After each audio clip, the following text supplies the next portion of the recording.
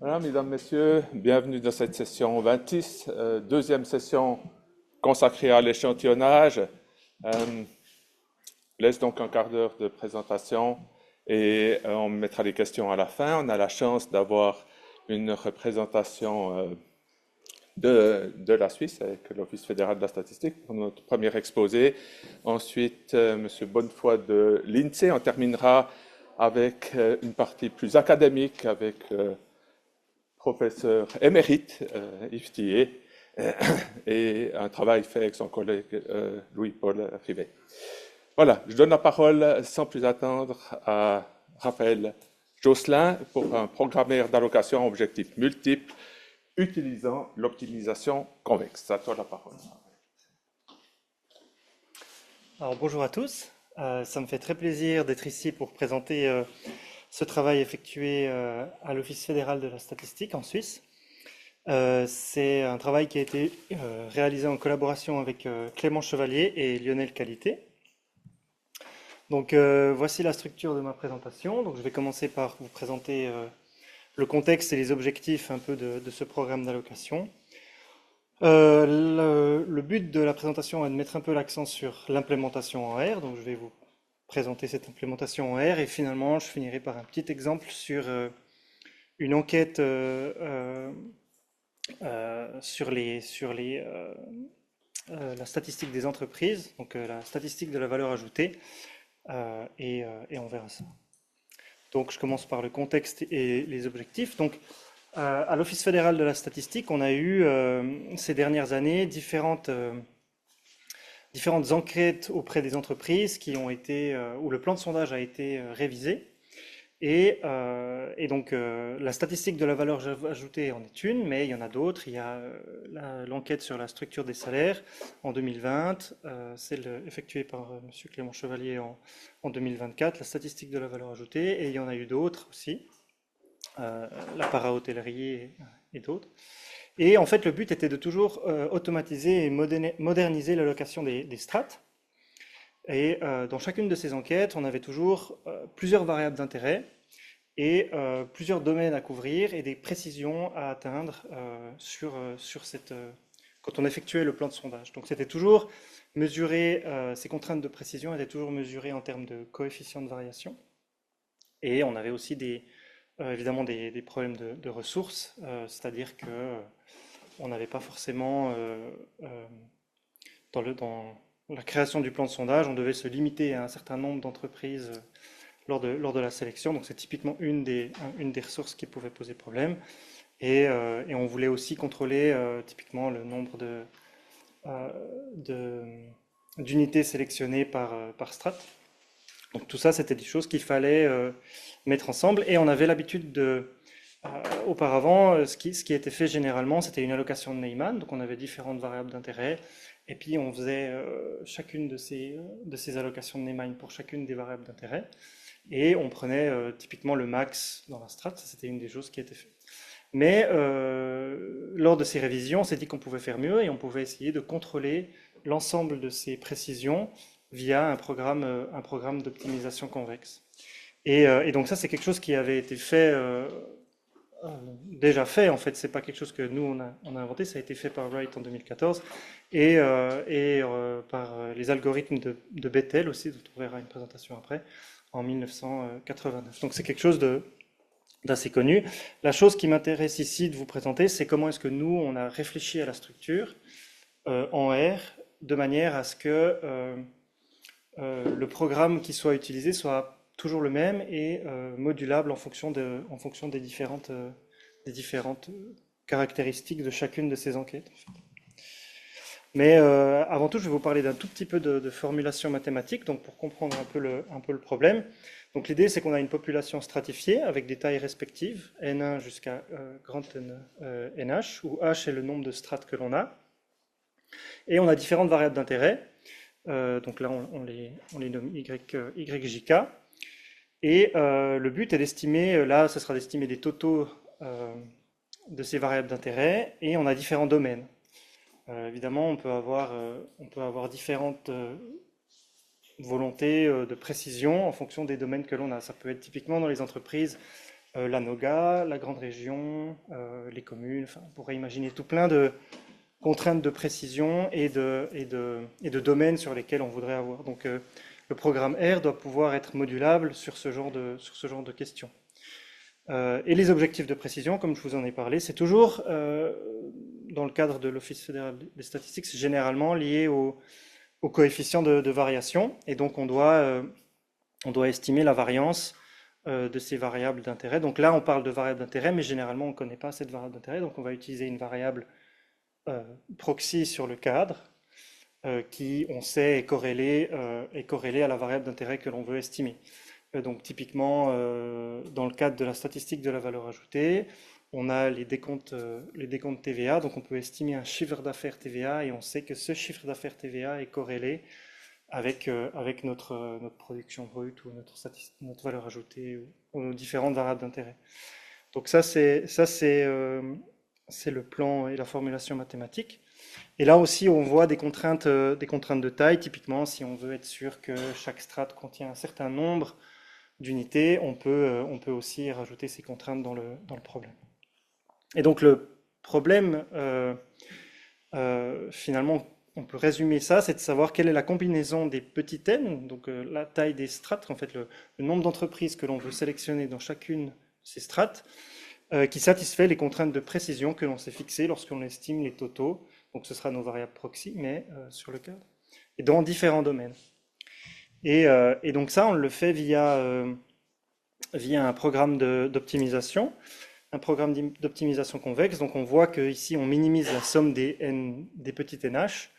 Ça pourrait être aussi minimiser la somme des taux de sondage. Donc ça dépend de la formulation que l'on veut faire, mais ça revient plus ou moins au même, sous contrainte de... Alors là, j'ai juste mis les tailles des strates et les coefficients de variation, mais on pourrait imaginer aussi une contrainte de taille sur les domaines et toute contrainte linéaire qui rendrait qu'on pourrait rajouter en fait, tout en sachant que le programme doit rester convexe. Donc ça, dans le cas actuel, il est convexe. Et le CVJD, donc le coefficient de variation visé, dans le domaine D et pour la variable d'intérêt J. Donc ça, là j'ai un peu simplifié la notation dans le sens où on pourrait... non, c'est pour plus tard, pardon. Là, on voit ici que le coefficient de variation dépend directement de la variance de l'estimateur de Y chapeau. Et en fait, ça dépend du plan que l'on va utiliser. Et dans le cadre de l'Office fédéral des statistiques en Suisse, on utilise des plans de Poisson, parce qu'on a tout un système de coordination au niveau des enquêtes. Et donc le plan de Poisson est le plan utilisé, et on a une réponse et un calage. Donc ici, c'est la formulation de l'estimation la formule de variance pour l'estimateur du total, dans le cadre d'un plan de Poisson avec nos réponses et calage. Et donc on voit ici que ça dépend des résidus de la régression par les variables de calage. Et ce qui est intéressant de noter ici, c'est que ça dépend de l'inverse de la probabilité de réponse. Donc on va estimer la probabilité de réponse et on va pouvoir l'incorporer directement dans l'estimation des coefficients de variation, ce qui va nous permettre de prendre en compte cela dans le plan que l'on va prévoir après. Sachant que c'est évidemment une probabilité estimée. Mais ça nous permet d'intégrer ça directement dans le plan de sondage. Et on voit ici que ça dépend aussi de Pika, la probabilité d'inclusion. Donc on remarque que la formulation ici est intéressante parce qu'on obtient cette dernière égalité qui est la somme des DH divisé par NH moins la somme des FH. Et en fait, on remarque que si on utilise un autre plan, typiquement dans l'enquête sur la structure des salaires, c'était un autre plan qui avait été utilisé, un plan à 2 degrés. Et parfois, on a des plans plus simples. Par exemple, imaginons un plan simple avec nos réponses. On peut retrouver exactement cette même formulation de la somme des DH divisé par NH moins la somme des FH. Et donc finalement, le problème se résume généralement, une fois que l'on a les DH et les FH, on peut utiliser ce programme d'allocation et tout se résume en fait à comment est-ce qu'on lance ça au programme une fois que l'on a ces quantités-là. Donc là, je vous ai parlé un petit peu du contexte. Maintenant, je vais vous montrer un peu comment est-ce que ça se passe dans l'implémentation en R. La fonction principale, elle s'appelle allocmult et elle est implémentée en R dans un package R interne à l'OFS. Et elle permet de justement gérer ces plans complexes avec des contraintes multiples, quel que soit quelles que soient les différentes contraintes que l'on a. Donc, quand on a réfléchi à la manière dont on pouvait rendre le programme modulable comme ça, il fallait réfléchir à quelles sont les possibilités et les différentes contraintes de chacune de ces enquêtes. Et pour faire cette minimisation que l'on a vu, donc ce programme d'optimisation convexe, on utilise le package CVXR qui fait cette optimisation convexe. Et puis on a plusieurs solutionneurs disponibles. Là, on utilise Clarabel, mais il y en a d'autres qui permettent de résoudre en fait ce problème d'optimisation convexe. Et donc la structure de l'input que l'on va donner à la fonction est toujours la même, c'est qu'on va supposer une variable plan qui elle va être orchestrée avec deux sous-objets. Donc on va pouvoir intégrer ça dans une liste en R, donc accessible via des dollars. Et donc on aura d'une part les infos générales du plan. Donc ce sera la taille des strates, les NHmin, NHmax typiquement, donc toutes les choses qui sont communes à tous les objets du plan. Et puis ensuite une variable var qui elle sera séparée entre l'ensemble de toutes nos contraintes de précision ou nos contraintes sur les domaines, pas forcément de précision, mais si on veut par exemple fixer une taille dans chacun des domaines. Et c'est là où on doit donner comme argument les DH et les BH. Donc ça dépend de quel plan est-ce que l'on a utilisé. Et donc ça, c'est la structure qui est similaire à toutes les enquêtes que l'on a à l'OFS, en tout cas pour les entreprises, et pour le plan. Et ça nous permet d'avoir une structure similaire, en fait, dans chacune des enquêtes. Et donc, l'exemple sur la statistique de la valeur ajoutée. Donc, l'enquête sur la valeur ajoutée, ça recueille différentes informations auprès des entreprises suisses. Et ça permet de calculer différents indicateurs, donc le chiffre d'affaires, la production brute, la consommation intermédiaire, la masse salariale et la valeur ajoutée. Et donc ça, c'est une enquête qui s'occupe principalement d'estimer la valeur ajoutée et ces résultats sont utilisés dans l'estimation du calcul du produit intérieur brut notamment. Et donc la structure du plan d'échantillonnage est créée exactement comme je vous ai montré avant, en ajoutant les différentes contraintes de précision. Donc il y a plusieurs domaines. Là, je vous donnerai les références pour le rapport de méthode qui a été écrit par monsieur Chevalier, où il décrit exactement l'ensemble de toutes les contraintes qu'il a, comment est-ce qu'il les a créées. Il y a aussi des cas où en fait on a des unités très importantes parce que justement on a dû un peu retravailler certaines choses, prendre en compte des entreprises qui étaient plus importantes que d'autres. Donc ça, c'est tout expliqué dans le rapport de méthode. Mais là, je voulais juste vous montrer un petit peu comment est-ce que ça se passait quand on lançait le programme R. Donc là, je vous rappelle, il y a la variable plan, et cette variable plan, elle est séparée en deux, en infoplan et en var. Et infoplan, ici, on remarque qu'il y a 413 strates. Typiquement, donc c'est les informations qui sont générales au plan. Donc c'est quelles sont les strates exhaustives, quel est l'inverse du taux de réponse dans les... Donc le RH, c'est l'inverse du taux de réponse dans la strate. Grand NH, c'est la taille de la strate. Et donc ça, c'est ce qui est général au plan. Et ensuite, quand on va voir une des variables var, on voit que là, on est sur les grandes régions. Donc il y a 7 grandes régions en Suisse. On voit le CV que l'on a fixé, le CV target, et on voit le total qui a été estimé. Ici, ce sera le chiffre d'affaires TVA.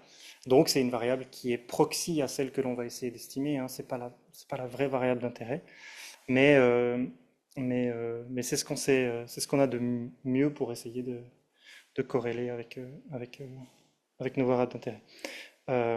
Et donc là, on peut rajouter le nombre de contraintes que l'on veut. Là, je vous ai juste montré la troisième, qui est la plus petite. mais dans le plan, dans le rapport de méthode, tout est bien expliqué. Et puis une fois qu'on lance la fonction, donc là on voit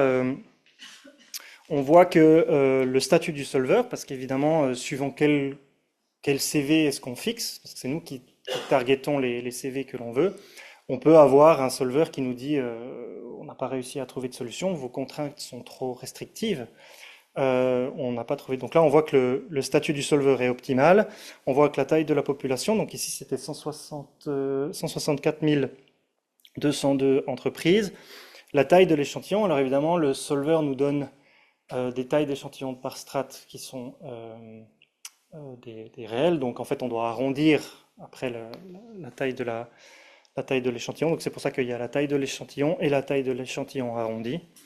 Et on voit ici les 10 premières contraintes de CV que l'on a calculées. Donc on a à chaque fois le CV min. Donc le CV min est calculé comme si on y mettait l'ensemble de la strate, donc le grand NH dans le problème, tout en prenant en compte le fait que l'on a le RH dans le problème. Donc il va quand même prendre en compte le taux de réponse, quand bien même on lui met le grand NH. C'est pour ça que le CV min ne vaut pas 0, parce que si on avait l'ensemble de la strate qui répondait et que on aurait une variance de 0.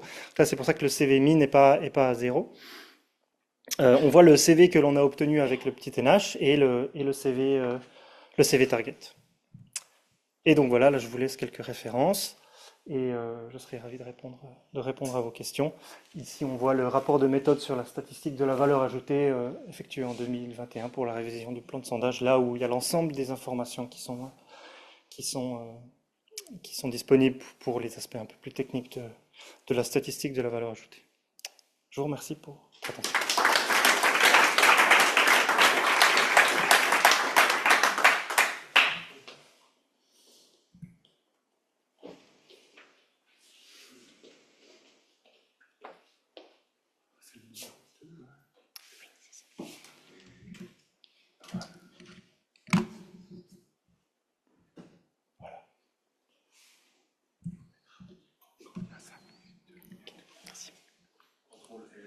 Ouais, j'essaye. Ah non, c'est le contrôle que j'ai. Non, toujours pas.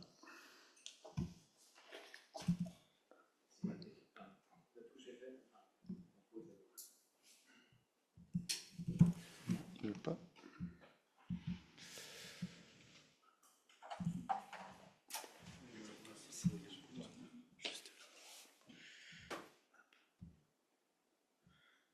L'écran, il est bloqué, je sais pas.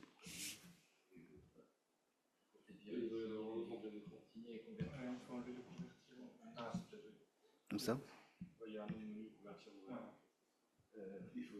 Sous la croix.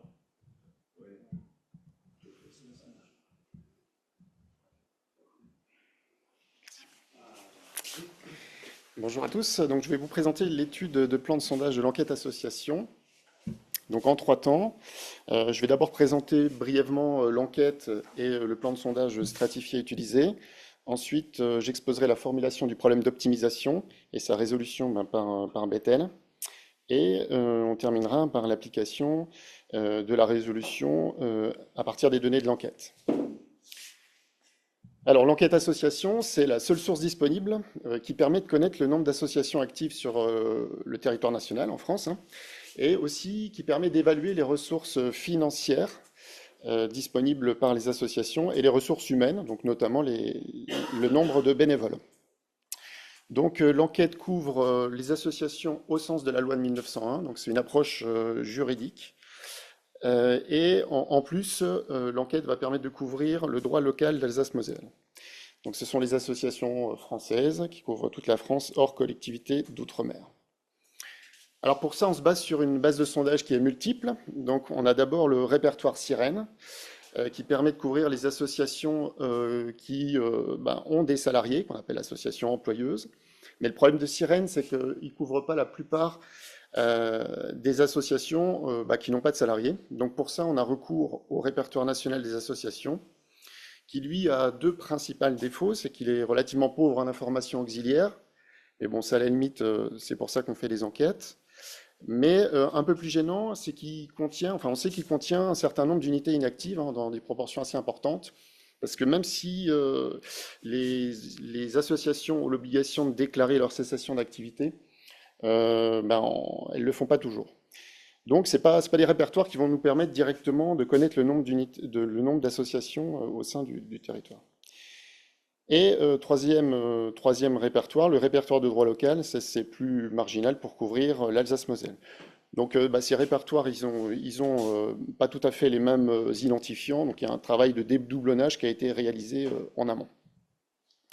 Alors le plan de sondage, c'est classique, hein, c'est un plan de sondage stratifié, aléatoire stratifié, donc qui va croiser 10 domaines d'activité de l'association, 6 tranches d'effectifs salariés, dont une qui permet de distinguer les associations non employeuses. Donc là, on est dans du secteur taille, on va dire, hein, classique aussi. 3 tranches d'ancienneté de l'association qui permet d'apporter un peu d'informations auxiliaires pour les associations, notamment non employeuses. Et puis un critère d'exhaustivité, donc on va interroger toutes les associations de plus de 200 salariés et certaines aussi associations un peu atypiques qui contribuent fortement aux agrégats. Donc, alors, un point important quand même à noter, c'est que les 10 domaines d'activité, là, ils sont estimés par une méthode d'apprentissage supervisée, donc à partir de l'objet social de l'association. Donc, et c'est une information qu'on va demander au moment du questionnaire, hein. Donc, il pourrait y avoir un écart entre ce que va déclarer l'association et ce qui va être estimé par le modèle. Ce qui fait qu'on pourrait avoir, entre le moment où on fait le tirage et le traitement post-collecte, des changements, des unités qui changent de strate. Et dans ce cadre-là, nous, dans l'étude de plan de sondage, on a essayé de faire en sorte que les poids ne soient pas trop dispersés, étalés, pour essayer de contrecarrer ça. Alors, simplement ça pour illustrer, hein. Donc en fait, le tableau, là, il présente les 20 domaines de diffusion. Donc il y a 10 domaines d'activité et croisés avec le fait d'être une association employeuse ou non. Et là, on a le nombre d'unités dans la base de sondage. Donc on a un peu moins de 2 millions d'associations. Une grande part, hein, plus de 9 sur 10, sont des associations non employeuses, essentiellement dans le domaine des sports, des loisirs et de défense de cause. Et par construction, les strates exhaustives sont concentrées dans les associations, parmi les associations employeuses. Alors, quels sont les problèmes posés? Donc, en 2018, c'est le précédent millésime, hein, il y avait eu un précédent millésime. Donc, on a vu quelques problèmes de précision sur des domaines et certains indicateurs, avec des CV qui dépassaient largement les 20%. Donc là, l'idée, c'est d'essayer de faire mieux, avec des CV qui ne doivent pas dépasser 20% par domaine, sur les principaux totaux des variables clés, et si possible, être meilleur, si on peut. Ensuite, on devra déterminer la répartition optimale à interroger entre associations employeuses et non employeuses, sachant qu'elle avait été interrogée à part égale la fois d'avant. Et puis tout ça en essayant d'augmenter la taille de l'échantillon, parce que si on veut faire mieux, on a envie de l'augmenter, mais dans des proportions raisonnables, en essayant de minimiser ça. Alors les variables clés, donc il y en a 3, hein, c'est le total des ressources financières des associations, le nombre de bénévoles et le nombre d'heures consacrées par les bénévoles. Alors il y en avait une quatrième, mais qui est entre parenthèses, mais comme ça respectait toujours les précisions, on ne l'a pas mis dans l'optimisation. Donc maintenant j'en passe à la formulation du problème d'optimisation. Donc on est dans un sondage aléatoire stratifié, donc à la variance d'un estimateur d'un total au sein d'une variable J au sein d'un domaine D, ça s'écrit comme ce que vous avez sous les yeux, donc ça s'exprime en fonction du taux de sondage NH sur grand NH et de l'indicateur de dispersion de la variance, hein, SH carré de H de J. Et donc là on somme les variances parce que les tirages sont indépendants d'une strate à l'autre et la somme va porter sur toutes les strates du domaine, sachant que le domaine, là, c'est un regroupement de strates. Alors, le problème d'optimisation, c'est le même que la première présentation, hein. On va essayer de trouver les NH qui vont minimiser une fonction de coût qui là est égale à simplement la taille des échantillons, hein, la somme des NH, sous contrainte que les variances que je viens d'exprimer soient inférieures ou égales à un certain seuil, qui peuvent s'exprimer en fonction des coefficients de variation, donc les CV de J de D, donc du domaine, la variable J du domaine G, multiplié par les totaux, hein, par définition des coefficients de variation. Donc ça, c'est des contraintes de variance qui vont s'exprimer, qu'on appelle les contraintes, qu'on note de type C1, et donc qui doivent être respectées pour toutes les variables grand J et tous les domaines grand D, donc il y a grand J fois D contraintes. Et on a un deuxième type de contrainte, c'est qu'on veut que suffisamment représenter, que les allocations, que les strates soient suffisamment représentées, donc par des NH min, notamment pour essayer de limiter la dispersion des poids, et être aussi inférieur au grand NH, le nombre d'unités de la base de sondage. Alors les dispersions et les totaux, bah, c'est des quantités inconnues, elles doivent être estimées, et pour ça on s'appuie sur l'enquête précédente pour les estimer. Et on va poser, enfin Bettel a suggéré de poser XH égale 1 sur NH, pour se ramener à un problème donc d'optimisation d'une fonction convexe, donc la somme des 1 sur XH. Et donc on peut écrire ça de façon, enfin les contraintes de variance de façon un peu plus condensée. A'X inférieur ou égal au vecteur unité. Donc X, c'est le vecteur des XH qu'on veut trouver, hein, qu'on veut estimer. Et A, c'est une grande matrice donc, qui a de taille le nombre de strates et en colonne, hein, le nombre de contraintes, grand K, hein, qui vaut J fois D. Et donc chaque élément de la matrice est un élément calculable, hein, puisqu'on a remplacé les éléments inconnus par leurs estimateurs à partir de l'enquête précédente. Donc, alors Bettel a proposé une résolution de ce problème d'optimisation, mais uniquement pour respecter les contraintes de variance de type C1. Et donc, on va faire en deux temps. On va d'abord résoudre en respectant les contraintes de variance de type C1, puis ensuite, dans un deuxième temps, on va appliquer la contrainte C2, une fois le problème d'optimisation résolu. Voilà, mais avec le risque de ne plus respecter la contrainte de variance, parce que rien n'interdit dans la solution optimale trouvée dans l'algorithme de Bettel d'être supérieur au nombre d'unités de la base de sondage. Alors simplement pour, voilà, Bettel a montré que les XH, ils s'exprimaient en fonction des multiplicateurs de Lagrange, là c'est la deuxième ligne, hein, donc qu'on note alpha K, donc il y a parmi les K contraintes, hein, il y a autant de multiplicateurs que de contraintes, et Chromie a proposé donc un algorithme qui permet d'estimer de façon itérative les XH et les multiplicateurs de Lagrange, l'idée étant que à l'itération R, le multiplicateur dépend de sa valeur en R-1, multiplié par un coefficient proportionnel. Et l'idée étant que on va respecter la k-ième contrainte de variance relativement aux autres contraintes, et plus mon coefficient mon multiplicateur de Lagrange devra être augmenté, ajusté. Et ça va jouer sur mes XH à la baisse, et ça va jouer donc sur mes NH à la hausse. Donc, voilà l'idée un peu générale, et donc on va itérer jusqu'à obtenir la stabilité, avoir une estimation stable de tous les multiplicateurs de Lagrange et ainsi de tous les XH.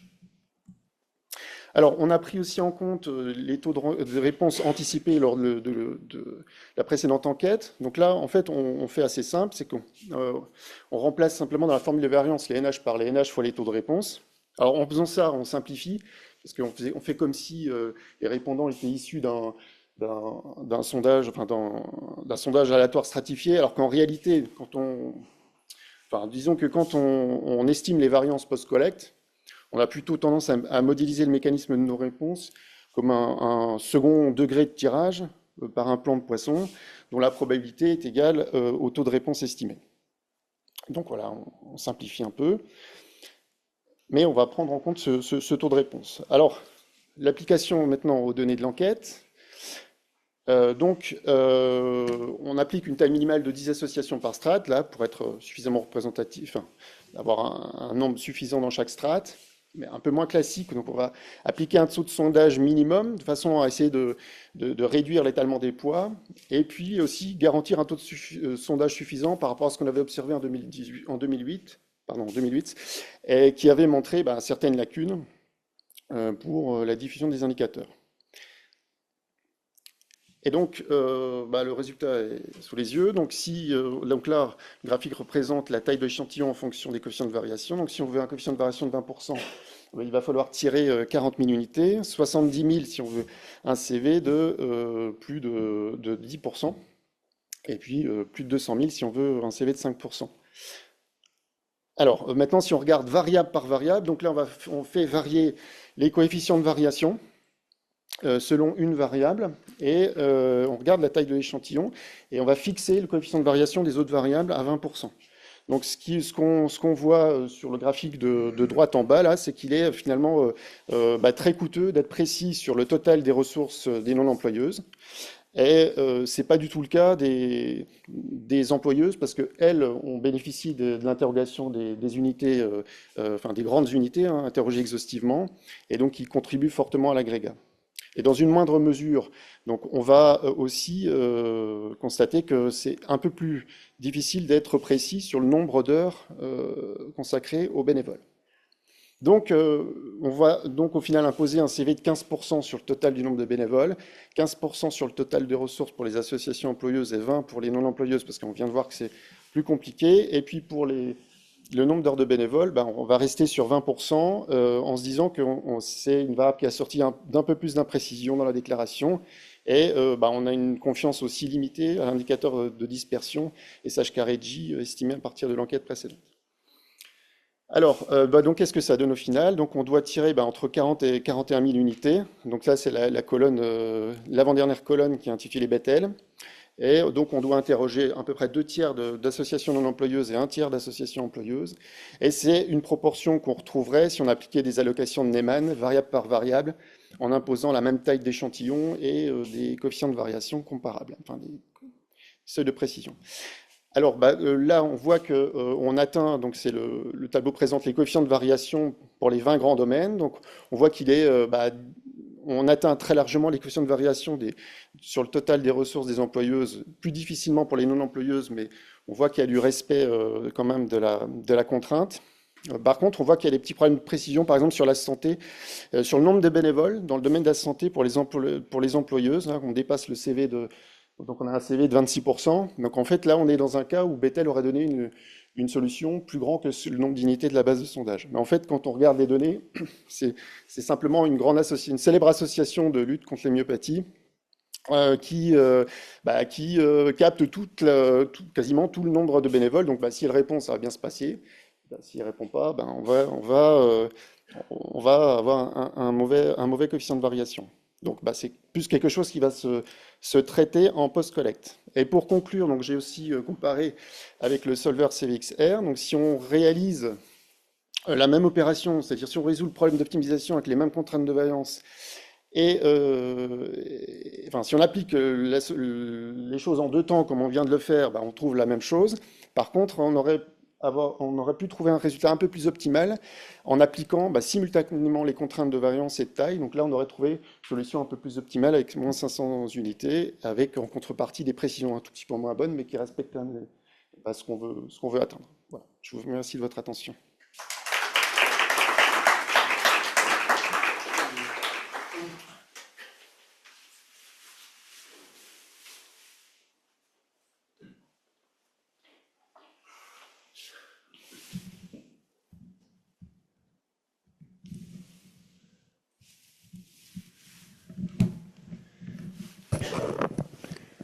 Bonjour à toutes et à tous. Un grand merci aux organisateurs. J'ai beaucoup de plaisir à être ici. Et donc, je vais vous présenter un travail que j'ai fait avec Louis-Paul Rivet de l'Université Laval, qui est habitué à visiter l'Université de Neuchâtel, sur le problème des échantillons exactement équilibrés. Alors, je vais rentrer tout de suite dans le vif du sujet. Donc, on a une base de sondage et puis on tire un échantillon équilibré. Donc, dans un registre, on a des variables auxiliaires XK et on veut que les estimateurs d'Horvitz-Thompson soient égaux ou presque égaux aux vrais totaux de la population. Donc, ça, c'est la notation. J'ai un échantillon qui est un vecteur de variables qui prennent la valeur 0,1. Puis, j'ai mon vecteur de probabilité d'inclusion et puis je note A, la matrice P fois grand N des valeurs dilatées des variables auxiliaires. Et en fait, mon système des conditions d'équilibrage qui sont ici peuvent alors s'écrire comme étant l'égalité AS est égale à API. Donc S, c'est un vecteur d'échantillon avec des valeurs qui prennent uniquement 0 et 1. Donc S, et puis je dois avoir que l'espérance de mon vecteur S est égale à pi. Alors c'est un travail qui avait été commencé par Jean-Claude Deville, de se poser la question de savoir quand est-ce qu'on peut obtenir un échantillon ou un plan de sondage où tous les échantillons sont exactement équilibrés. Alors ça peut être lié à la méthode du cube, mais en fait ça n'a rien à voir avec la méthode du cube, c'est un problème qui est uniquement un problème géométrique. Donc on peut définir un polytope. Alors un polytope, c'est un polyèdre en dimension grand N, et celui qui correspond à mon problème d'échantillonnage équilibré, c'est l'ensemble des vecteurs U dans le cube de dimension grand N, tel que AS est égal à A pi. En fait, c'est l'intersection du cube unité et du sous-espace des contraintes d'équilibrage. Et donc, on veut sélectionner un échantillon aléatoire S appartenant à K, tel que l'espérance de S est égale au vecteur de probabilité d'inclusion.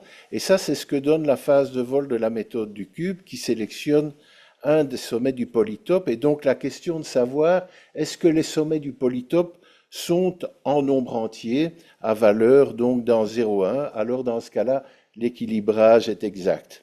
Est-ce que c'est possible? En fait, on sait que dans la plupart des cas, il n'y a pas d'échantillon dans K. On peut d'abord aller sur un sommet du polytope et puis après, on va chercher un échantillon qui est près d'un des sommets du polytope. Alors, Jean-Claude Deville avait commencé des travaux. Il y a 2 publications en 2005 et en 2014 et puis on a poursuivi le travail. Et puis, l'article vient d'être publié en fait dans Biometrica. Alors, il y a des exemples classiques. Hein. Si la contrainte d'équilibrage se résume à avoir un échantillon de taille fixe 2 dans une population de taille 3, le polytope se résume à un triangle et les 3 sommets du polytope sont des échantillons. Et puis, il y a d'autres exemples où on voit que les sommets du polytope ne sont pas des échantillons et dans ce cas-là, le problème n'est pas exact. Et donc, le problème de savoir si l'échantillonnage équilibré est exact ou pas est uniquement un problème géométrique, c'est pas lié en fait à la méthode. Et puis on a des méthodes mixtes où on a des polytopes où certains des sommets du polytope sont des échantillons et d'autres ne le sont pas. Et donc ici on a 2 exemples de polytopes, un ici à gauche dans une population de taille 3, on considère les échantillons de taille 2, et puis ici on est dans un espace de dimension 4 où on représente la contrainte de taille fixe, petit n est égal à 2. Et là, j'ai représenté évidemment le problème en dimension 3, où en fait, on obtient un octaèdre qui est dans un sous-espace affine de dimension 3. Donc, dans quel cas le polytope K n'a que des sommets à valeur entière 0,1 ? Dans la plupart des cas, c'est impossible. On sait qu'on peut tirer un échantillon de taille fixe, qui est un cas particulier d'échantillonnage équilibré quand la somme des probabilités d'inclusion n'est pas entière. Dans le problème de la stratification, quand la somme des probabilités d'inclusion est entière, mais si la somme est non entière dans les strates, ça ne marche pas. Il faut trouver une solution, arrondir quelque chose quelque part, ou quand les variables sont continues. Alors il y a un problème qui est complètement lié à ça, c'est en fait le problème de la programmation linéaire, et puis on a la programmation linéaire en nombre entier, où on se pose exactement la même question, quand est-ce que la solution de mon programme linéaire va être en nombre entier? Et puis il y a des livres qui sont consacrés à ce sujet, il y a le livre de Corté et Vigen, dans lequel il y a toute une série de résultats qui sont adaptables directement au problème d'échantillonnage. Et en fait, la grande réponse repose sur l'unimodularité des matrices. Alors une matrice est dite totalement unimodulaire si toutes ces sous-matrices carrées ont un déterminant qui est égal soit à moins 1, soit à 0, soit à plus 1. Ça, c'est une matrice qui est totalement unimodulaire. Donc toutes les sous-matrices carrées ont un déterminant qui est égal soit à moins 1, soit à 0, soit à plus 1. Et donc, on a le théorème 1956 de Hoffman et Kruskal qui dit qu'une matrice entière Q est totalement unimodulaire si et seulement si les sommets du polytope hein, U là, avec une contrainte d'inégalité. C'est comme un problème d'échantillonnage équilibré.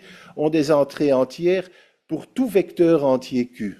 Et donc ça, je peux l'appliquer directement au problème de l'échantillonnage. Vous pouvez voir la preuve dans le livre de Huygens. Alors, j'ai été perturbé pendant un long moment parce que j'ai trouvé des matrices non totalement unimodulaires pour lesquelles l'échantillonnage était exact. Et puis, à un moment donné, j'ai posé la question à Huygens, en fait, l'auteur du livre, qui m'a gentiment répondu que j'avais mal lu le théorème, parce que la solution, donc, c'est une condition nécessaire et suffisante, c'est pour tout vecteur entier Q. Et mon problème d'échantillonnage, j'ai qu'un seul vecteur de Toto qui est mis à droite. J'ai pas pour tout vecteur entier Q. Et donc, en fait, ce théorème ne me donne qu'une condition suffisante pour le problème de l'échantillonnage. Donc, si A est totalement unimodulaire, ça peut retourner au problème d'échantillonnage. Et si B est tel que le polytope K est non vide, alors le problème d'échantillonnage défini par AB est exactement équilibré. En fait, ça ne dépend même pas de pi. Hein. Enfin, bon, dans A, il y a les pi qui sont là, mais ça ne dépend même pas de pi. Donc, j'ai une condition suffisante si la matrice A est totalement unimodulaire et si les totaux sont des nombres entiers, alors le problème est exact. Donc, après, il faut se poser la question de savoir quand est-ce qu'on est face à des matrices qui sont totalement unimodulaires. C'est vrai que c'est une condition extrêmement restrictive.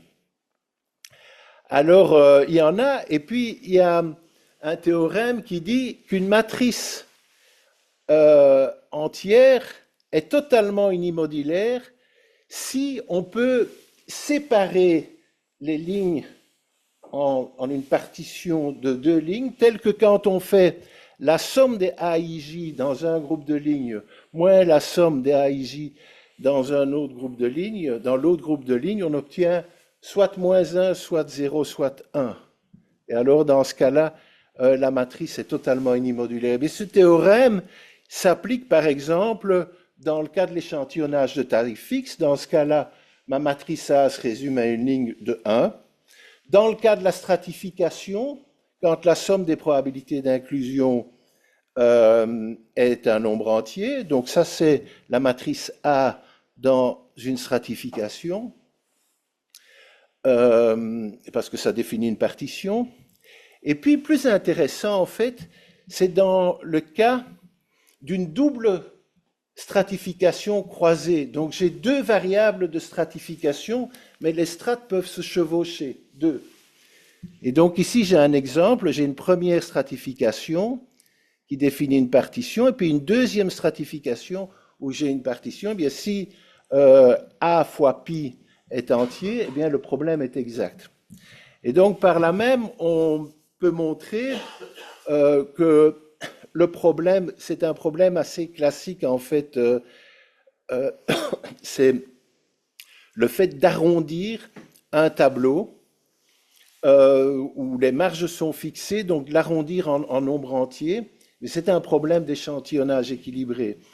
Alors on veut arrondir en fait sur les marges. Alors c'est un vieux problème qui avait été proposé par Cox. Alors on a une matrice avec des nombres qui ne sont pas entiers, puis on rajoute une ligne et une colonne pour avoir des nombres entiers, et puis dans ce cas-là, on peut faire de l'échantillonnage équilibré. Alors ça peut s'utiliser par exemple en confidentialité, hein, pour faire des arrondis, par exemple à des nombres plus de 5 ou de 10, pour qu'on puisse plus voir quelque chose dans les données. Alors voilà un exemple où j'ai une triple stratification. Quand on a une triple stratification qui se chevauche, la matrice n'est pas nécessairement exactement unimodulaire. Eh bien, dans cet exemple-là, eh bien, on peut montrer qu'elle est quand même, le problème est quand même un problème d'échantillonnage exact. Donc il y a des cas où la matrice n'est pas strictement unimodulaire, où le problème est exact. Alors après, il y a un autre théorème qui dit que, de Fulkerson et Groth, qui dit que si les 1 dans la matrice arrivent de manière consécutive, de manière circulaire, alors la matrice est aussi totalement unimodulaire. Et en fait, ça, quand on regarde ce que ça donne, du point de vue de l'échantillonnage, ça donne le tirage systématique. On va le comprendre assez facilement. Alors, je vais vous donner une application un peu étrange, c'est une application dans la théorie des graphes. J'ai un graphe avec des nœuds et des arêtes. Et puis le graphe, je vais le représenter au moyen d'une matrice A. Chaque ligne représente un nœud, et ici, chaque colonne représente toutes les arêtes possibles. Et puis, mon vecteur B va être le nombre de liens ou d'arêtes qu'a chaque nœud. Donc, par exemple, 1, il a 3 nœuds. Et avec ça, je peux trouver un vecteur de probabilité d'inclusion pi qui vérifie le système d'équations, et puis je peux appliquer un problème d'échantillonnage équilibré, et en appliquant un problème d'échantillonnage équilibré, dans ce cas-là, la matrice n'est pas totalement unimodulaire, mais le problème est exact, et en fait, je peux générer tous les graphes où chaque nœud, par exemple le nœud 1, a 3 arêtes, le nœud 2 a 2 arêtes, et on respecte le nombre d'arêtes qu'a chaque nœud, et on va générer tous les graphes qui vont respecter le nombre d'arêtes de chaque nœud. Donc ça, c'est un exemple particulier à l'autre. D'autres graphes qui sont possibles, il y a un exemple célèbre de Blitzen et Diaconis, c'est un exemple avec des prédateurs proies, et dans cet exemple qui est beaucoup plus compliqué, bien le problème n'est pas exact. Mais avec la méthode d'échantillonnage équilibré, en fait la phase de vol de la méthode du cube, on peut générer, en cherchant, générer un certain nombre d'échantillons, des graphes pour lesquels chaque nœud a exactement le même nombre d'arêtes. Alors il y a aussi des applications dans les plans d'expérience équilibrés. Mais la conclusion qu'on a jusqu'à présent, c'est qu'une condition nécessaire et suffisante, en fait, n'a pas été trouvée. On a une condition suffisante, et en fait, il y a beaucoup d'applications qui vont beaucoup plus loin que le simple problème d'échantillonnage, donc dans la théorie des plans d'expérience et dans la théorie des graphes. Dans la théorie des graphes, on n'a pas très bien compris pourquoi, mais les gens aiment bien simuler des graphes, en fait. Ils ont un graphe et puis ils veulent simuler des graphes qui ont des propriétés pareilles pour pouvoir, en fait, faire du bootstrap et faire de l'inférence sur des graphes. Et donc, c'est possible au moyen de l'échantillonnage équilibré. Voilà ce que j'ai à dire. Et puis, je voudrais surtout dire que je suis président du comité scientifique du 14e colloque francophone international sur les sondages, et je vous invite tous à soumettre une communication parce que la date limite pour les soumissions, c'est le dimanche 4 janvier. N'oubliez pas, le dimanche 4 janvier, on attend vos soumissions. Merci beaucoup de votre attention.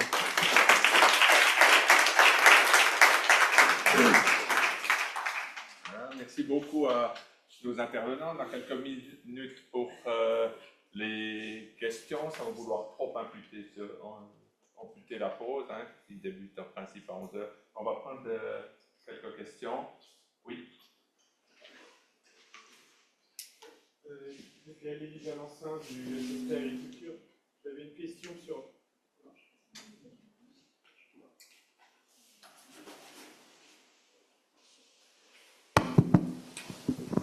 Oui, Michael Lévy-Valencin du SSP Agriculture. J'avais une question pour la première présentation. Si j'ai bien compris, la fonction d'allocation prend en compte le plan de sondage complet avec les traitements de la non-réponse et calage. Comment vous faites au moment de l'allocation pour anticiper les taux de réponse et connaître vos variables vous devez déjà connaître tous les éléments du plan? Et parce que moi je connais les méthodes des algorithmes mais, qui prennent en compte un sondage aléatoire simple classique. Donc est-ce que tous les plans de sondage peuvent être pris en compte dans cette fonction et comment vous faites concrètement? Alors, merci beaucoup pour votre question. Oui, alors oui, effectivement, on peut prendre différents plans de sondage en considération, dans le sens où, en fait, chacune des variances qui vont être qui doivent être estimées sont en fait intégrées dans les DHBH en fait. Et ces DHBH, donc on va se poser la question de savoir quel plan est-ce que l'on a. Et en fonction de ce plan, on va avoir une estimation de variance qui va être différente. Et comme cette formulation de variance peut toujours s'écrire de la même manière avec cette somme des DH, somme des DH divisée par petit nh moins la somme des FH, on peut voilà, toujours mettre le même input à la fonction.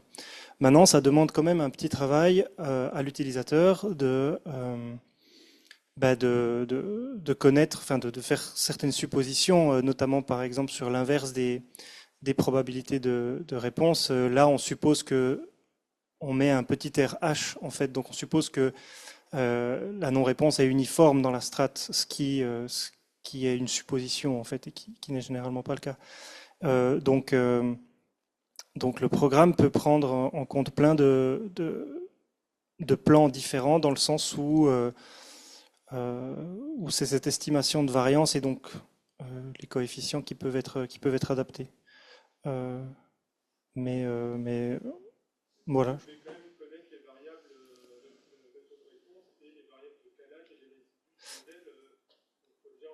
Exactement, oui. Alors il faut anticiper dans le sens où on a les variables de calage, parce que c'est généralement des variables que l'on a sur le cadre, et puis on utilise la variable proxy, donc c'est pas la variable d'intérêt. Donc ça c'est aussi des variables qu'on a généralement sur le cadre. Donc c'est des choses qu'on doit anticiper, ouais, tout à fait. Ouais.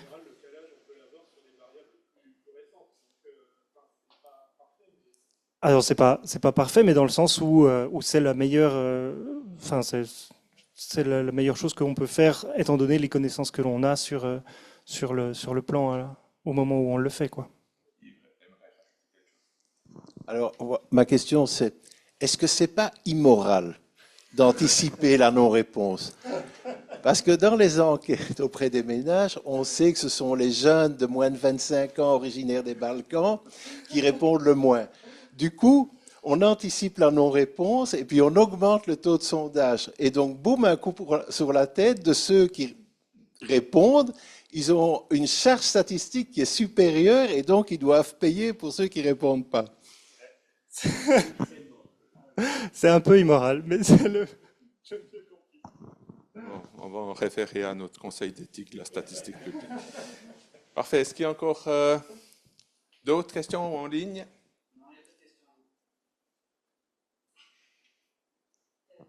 Oui, j'en vois deux encore. Je passe par ici. C'est toujours pour la première présentation. En fait, dans la fonction, il y a la prise en compte des domaines, mais on va dire dans l'illustration, c'était plutôt des domaines géographiques. J'ai bien compris, c'était les 7 régions suisses. C'était ça.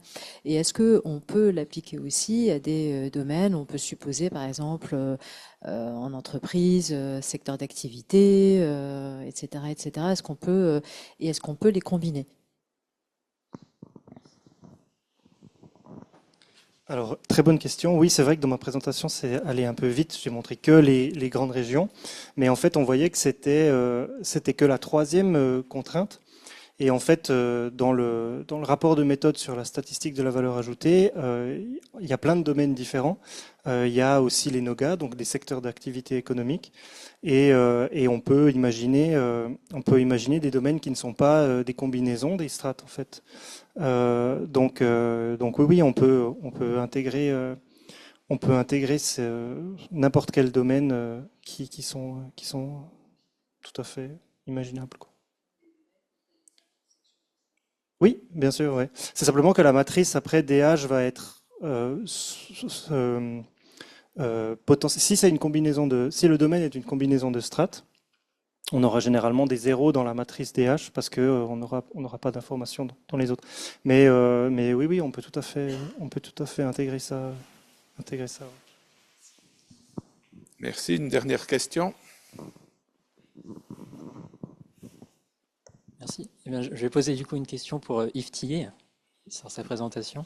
Et donc, merci beaucoup. Je vais m'interroger du coup au niveau des différentes configurations qui ont été présentées. On a vu que l'équilibrage exact finalement était couverte par des situations qui déjà en englobaient beaucoup, en englobaient beaucoup. Par exemple, je pense à le cas de la stratification, enfin oui, le cas peut-être d'un tirage à taille fixe par stratification éventuellement croisée, et aussi l'autre exemple avec les graphes qui semblent assez généraux. Est-ce que tu as rencontré des cas pathologiques qui ne seraient dans aucune de ces configurations-là dans ta recherche CNS?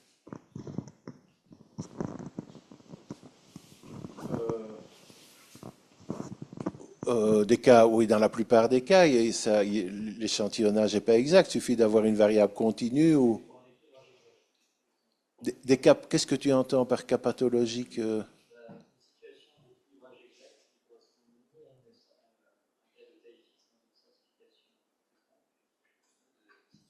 Non, il faut que dans la catégorie, la somme des probabilités d'inclusion soit un nombre entier. Ça, quoi qu'il arrive. Mais bon, on a identifié des cas où la matrice n'est pas totalement unimodulaire et puis l'échantillonnage est exact. Parce qu'il y a des packages en R qui font l'inventaire de tous les sommets d'un polytope. Tu mets les contraintes et puis il te sort la liste de tous les sommets du polytope. Ça ne va pas très loin, on peut aller jusqu'à des populations de taille 20, 25, parce qu'il y en a des centaines de milliers alors. Puis tu peux regarder si c'est tout des nombres entiers, si c'est tout des 0,1, s'il y a des demi, des quarts qui apparaissent. Et donc tu peux vraiment analyser le problème. Il y a un algorithme en fait qui a été proposé pour parcourir tous les sommets d'un polytope, et puis il y a une implémentation AR. Tu peux regarder, et puis il y a des cas où la matrice n'est pas totalement unimodulaire, et puis la solution est exacte. Et donc là, je pense que le problème n'est pas fini. Hein. Il faudrait essayer de trouver une condition nécessaire et suffisante. Ça va au-delà, il y a quelque chose en plus que les matrices totalement unimodulaires.